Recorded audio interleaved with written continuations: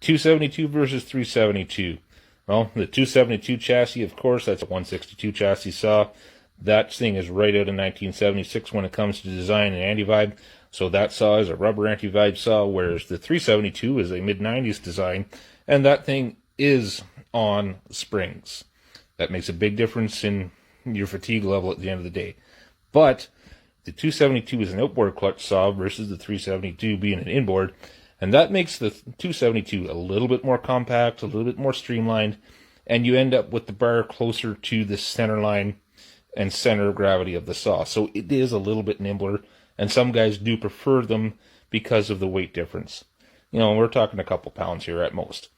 The 272 is never going to make the same power as the 372, though. And that's because the 272 has a 2 millimeter shorter stroke than the 372, and the 372 has a much better breathing cylinder, and it just is a more modern design. And we're talking about an OE here, not an X-Torque, so we're looking at something that is not completely emissions choked down or designed for emissions. Also, the 372 with its removable air filter cover is a much friendlier saw in the field when it comes to servicing. The 272, of course, that's a one-piece cover. You need to get your tools out to get to the air filter. Might not be a big deal, but it is an advantage on the behalf of the 372.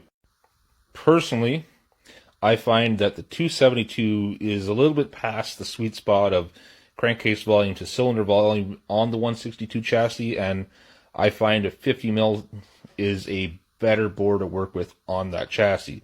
I've built a few 670s that will spank that very heavily ported 272.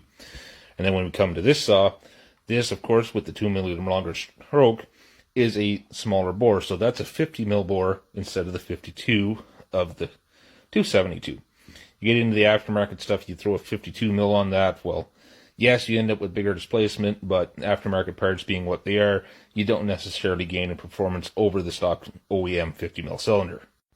When it comes to actually ease of working on it when you're doing major repairs and reliability, they're pretty even. I can pull either one of these apart in about the same amount of time, and realistically, neither one of them has any real flaws that make it not as good as the other.